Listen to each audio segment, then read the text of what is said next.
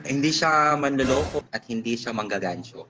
Ginusto kasi kita dahil mahal kita. Ayan, ganda naman natin, nakakaingit. Medyo na-insecure ako sa ganda niya. Okay, sige. Umpisahan na natin, Michelle. Michelle ba or Michael? Ginawa kong babae ang pangalan ko, so it's Michelle. So Michael ang tunay kong pangalan. So it's Michelle Tulawan Taginon. How old are you? 29. Asan ka ngayon? Malaysia. So, you're in Malaysia, pero original you're from Cagayan Valley. Cagayan Valley. Are you single or married? Anyways, I already used the surname of my boyfriend, so I am not single already. I am already in relationship. Okay, so you're in a relationship. How long have you been with your boyfriend now?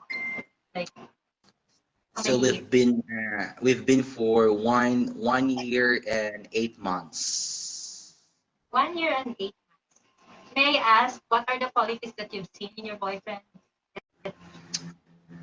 Hindi siya manloloko, hindi siya manggagamit, at hindi siya manggagancho. Oh, those are the qualities that you like from him.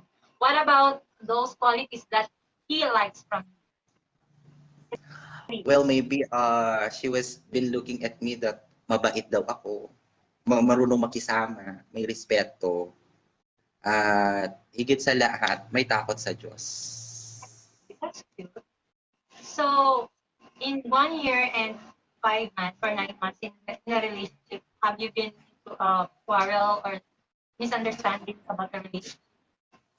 Anyways, there is some such a misunderstanding regarding on the situation that like pagiging babaero like that because very ano naman. So I already kept on mind that something parang medyo kine-question ko siya ng dahil dun. Siyempre, like, straight guy siya. So, siyempre, maghahanap siya babae. Kasi nga, ma-appeal yung boyfriend ko. Sana all.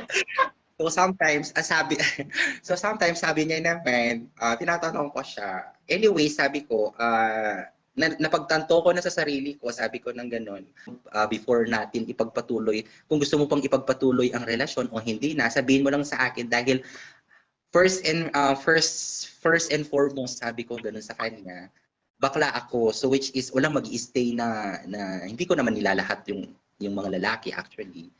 Kasi nga may nagla-love wins nga through same sex relationship. So depende lang siguro na which is sabi ko mag-update ka sa akin kung gusto mo pang i-continue or hindi na.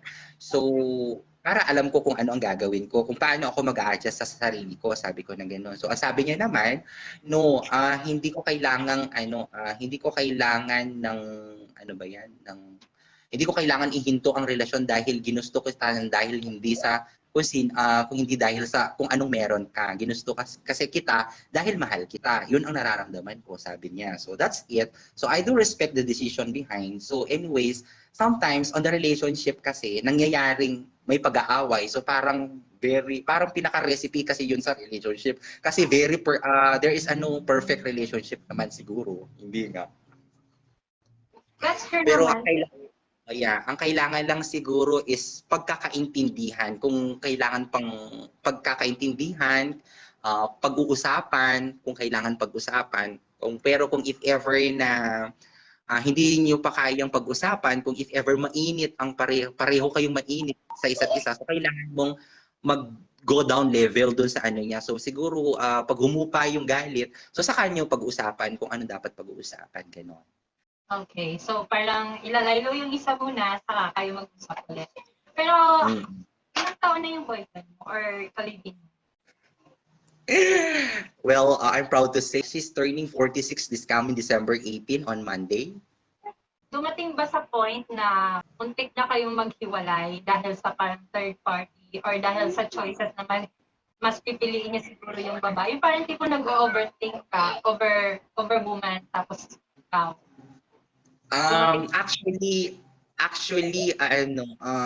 Humantong yung pag-aaway namin sa breakup. Oh my God. Kwento mo, ano nangyari? So which is the way that we which is ang sa akin supposedly no I don't like to entertain him at all anyways, but then he was keep on messaging me and explaining what is going to explain from me. After all, pinatawad ko naman. So binalik namin ulit yung relationship. Ano yung So sabi, feeling? Ano yung feeling na after nyo na bumalik sa relationship, is there something changes na parang i-cope up nyo lagi or something na naibalik pa ba yung dating tiwala na meron ka doon sa tao? Or on the purpose of din kasi siyempre nakilatis ko na siya, nakilala ko na siya ng buong buo. So which is walang doon sa tiwala siguro is may mga lang siguro nandun pa rin yung tiwala ko sa kanya. Binigay ko pa rin buong buo yung tiwala ko sa kanya actually. So sometimes kasi kasi sa akin I'm just keep on questioning, nagque-question ako. And then sometimes kasi ang ko kasi yung boyfriend ko kasi pag if ever serious matters pag if ever halata mong hindi siya seryoso, wag mo na kausapin kasi parang baliw lang din naman ang saka mo siya kakausapin kung if ever na yung medyo okay siya, on good mood, ganun. Pero kung if ever yung tumatawa na siya na yung the way keeps on joking, ganun, wag ka na makipag-usap kasi hindi ka sasagutin ng maayos.